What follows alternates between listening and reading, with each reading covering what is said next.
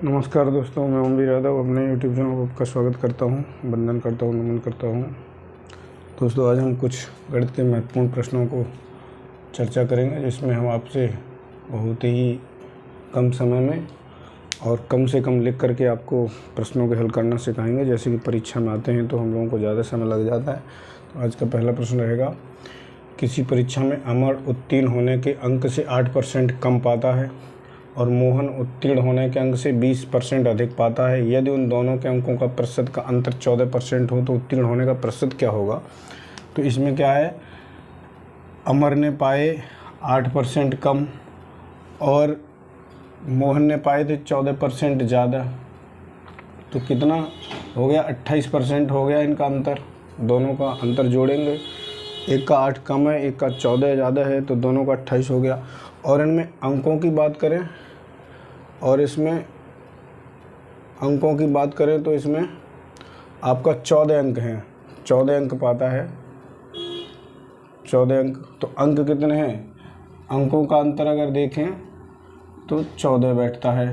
तो इसका मतलब यह है कि 1% में 2% में एक अंक आ रहा है, क्योंकि 14% है, 28% है, 14 अंक हैं। तो इसका मतलब है 2% में का एक अंक है। तो मान लीजिए परीक्षा अगर परसेंट के हिसाब से देखें तो 100 अंकों की होगी, तो 100 में से कितने रहेंगे, जब 28% में 14 अंक आए हैं तो 100 में से 50 अंक रहेंगे। तो परीक्षा आपकी 50 अंक की परीक्षा है। अगर पूर्णांक पूछता तो 50 अंक बताते। अब इन्होंने कहा है तो उत्तीर्ण होने का प्रतिशत क्या होगा। तो उत्तीर्ण होने का प्रतिशत क्या होगा, अब इसने पाए थे आपके 20%, 14%, तो इसमें जो है आधे आधे अंकों का अंतर रह रहा था। अगर 14% 28% का अंतर था तो 14% 14 नंबर आ रहे थे। तो इसका मतलब उत्तीर्ण होने के लिए 25 अंक ज़रूरत है, 25 अंक उत्तीर्णांक है, उत्तीर्णांक, ठीक है। और अब किसने, अब ये अगर पूछा है कितना प्रतिशत का, तो 50% चाहिए, क्योंकि 25 अंक है, 50% की तो परीक्षा है 100 अंक की, 100% की। तो फिर अगर 50 अंक 100% में आते तो 25 अंक तो 50% में आएंगे। तो ये रहेगा सही। अगर इसमें पूछा होता कि अमर ने कितने अंक पाए थे, तो 8% का मतलब है कम पाने का मतलब है 4 अंक कम पाए, तो उन्होंने 21 अंक पाए थे।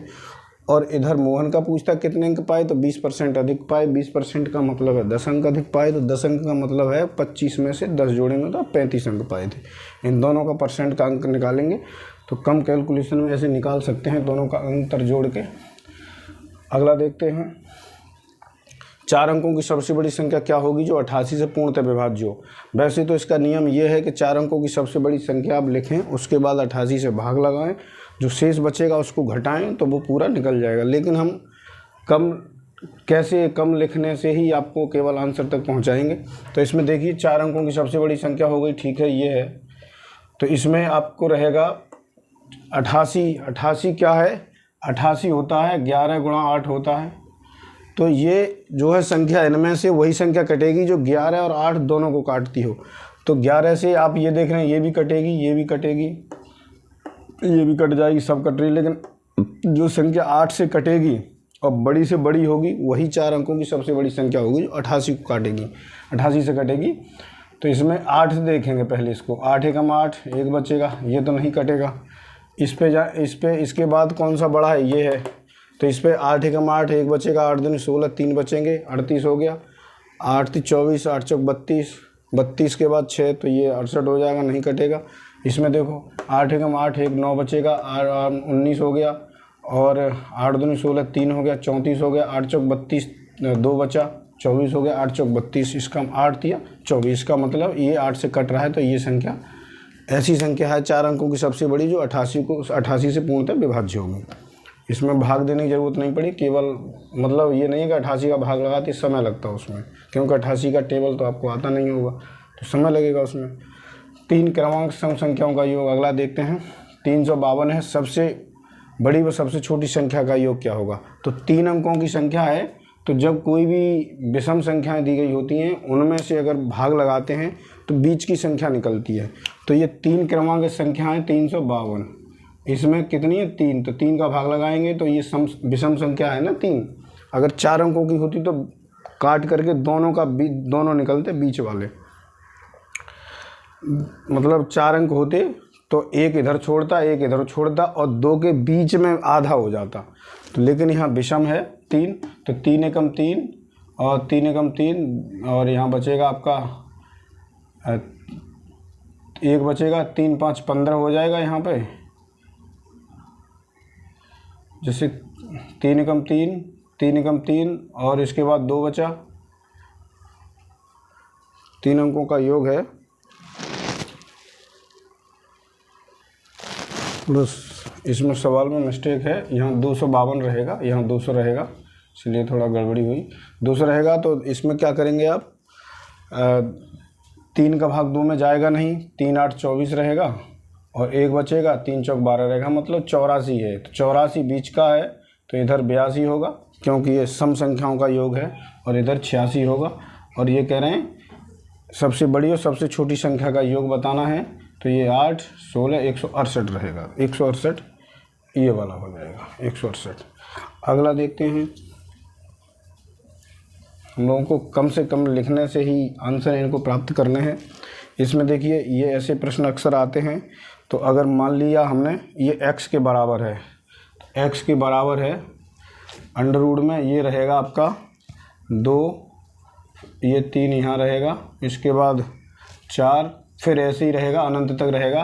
तो मान लिया हमने एक बार वर्ग करने पर वर्ग किया तो ये जो है वर्गमूल पहला वाला हट जाएगा तो 2 बाहर आ जाएगा, फिर ये 3 रहेगा, फिर ये 4, फिर ऐसे ही अंदर रहेगा। फिर इसको घन करेंगे, x बराबर था ना, x बराबर था तो x वर्ग, दोनों पक्षों का वर्ग किया। फिर घन करने पर, क्योंकि ये 3 वाला है घन है, घन करने पर क्या कहेगा, x की घात 6 हो जाएगी, घात के ऊपर घात होगी तो गुणा होगा। और उसके बाद आपका फिर ये 2 हो जाएगा और यहाँ 3 निकल जाएगा, यहाँ 2 हो जाएगा और यहाँ पर आपका जो है 4 बाहर निकल जाएगा, फिर ऐसे ही अनंत हो जाएगा। अनंत के बाद क्या है कि अनंत ही है तो ये सब हटता जाएगा, आगे संख्या बढ़ती जाएगी क्योंकि सीमा कोई है नहीं। तो इसको हमने x मान लिया था, तो इसको आगे चल के x की घात 6 बराबर ये हो जाएगा 4 दूनी 8, 8 गुणा x, तो x की घात 1, x से x घट जाएगा तो x बराबर हो जाएगा 5 की घात रहेगी और 2 दूनी 4 दूनी 8 ये रहेगा। इसमें जो है आपका घन होगा तो ये हो जाएगा आपका 8, 8 चौक 32 आएगा यहाँ पे 32। तो x घात कितना है, 2 दूनी 4 दूनी 8 दूनी 16 दूनी 32, 2 की घात 5, तो ये घात से घात कट जाएगी, x बराबर रहेगा 2, ये इसका उत्तर आएगा, x घात 2 आ जाएगा। अगला देखते हैं। आपको ऐसी संख्याओं का अगला जो प्रश्न है वो घातों, इकाई का अंक ज्ञात करना है। आपको घातों के रूप में संख्या दी गई है, इकाई का अंक ज्ञात करना है। तो इसमें कम से कम कैलकुलेशन में करेंगे तो क्या होता है, इसमें 4 का भाग लगाते हैं घातों में, अगर वहाँ शेषफल जो भी रहता है वो उस लास्ट वाली संख्या का इकाई के अंक का लगा लेते हैं। अगर 0 बचता है तो उसकी घात संख्या, वो घात की संख्या में 4 मानी जाती है। जैसे यहाँ पर है 4 एकम 4, 4 तिया 12 बार कटेगा, कितना भाग से मतलब नहीं होता है, काटने से मतलब होता है। 4 एकम 4 चला जाएगा, दोनों को मिला के 4 तिया 12 रहेगा तो 1 घात बचेगी, मतलब इकाई का अंक इसमें 7 बचेगा। इसमें भाग लगाएंगे तो 4 एकम 4 1 बचेगा, 14 हो गया, 4 तिया 12 3 बचा, 2 बचा, 27 हो गया, और 4 सत्ते 28 होता है तो 3 घात बचेगा, एक बार कम जाएगा 24 और 3 बचेगा, तो ये हो गया 9 गुणा 9 गुणा 9 3, तो 9 में 81 होता है, 2 बार का 1 बचा, 9 एकम 9, फिर यहाँ 9 बचेगा ऐसे। फिर इसके बाद यहाँ देखते हैं 4 एकम 4 2 बचा, 21 हो गया, 4 पन्ना 20, 2 बचा 24, पूरा पूरा कट गया, इसका मतलब इस पर 4 की घात है। तो इस यहाँ रहेगा आपका 414 पे 4 चौक 16, 6 बचा, 6 चौक 24, 4 और 4 चौक 16, मतलब 6 घात बचेगी यहाँ पर भी, 6 अंक इकाई का अंक। अब इसको देखते हैं 8 एकम 4 एकम 4 हो जाएगा, ये भी पूरा कट जाएगा, तो अब यहाँ पर 2 पे घात 4 मानी जाएगी, तो 2 दूनी 4 दूनी 8 दूनी 16, फिर 6 बचेगा, ये हो गया। अब इनका गुणा कर लेते हैं, 6 एकम 6, 6 में 6 36 हो गया, 6 बचा, 4 6 में 54 होता है, 4 बचा, और 4 सत्ते 28, 28 हो गया, 28 में इकाई का अंक कितना है 8 है, तो ये वाला हो जाएगा। ऐसे इकाई के अंकों को ऐसे 4 घात में भाग लगाते हैं, उसके बाद जो भी शेष बचता है उसको रखते हैं। अगर 0 शेष बचता है उस पर घात 4 मानी जाती है, और इन्हीं का इसी तरीक़ा से गुणा करके हम लोग कम से कम कैलकुलेशन में अधिक से अधिक अच्छे प्रश्नों को हम लोग निकाल सकते हैं। तो मेरे चैनल को सब्सक्राइब करें, लाइक करें, शेयर करें। Thank you.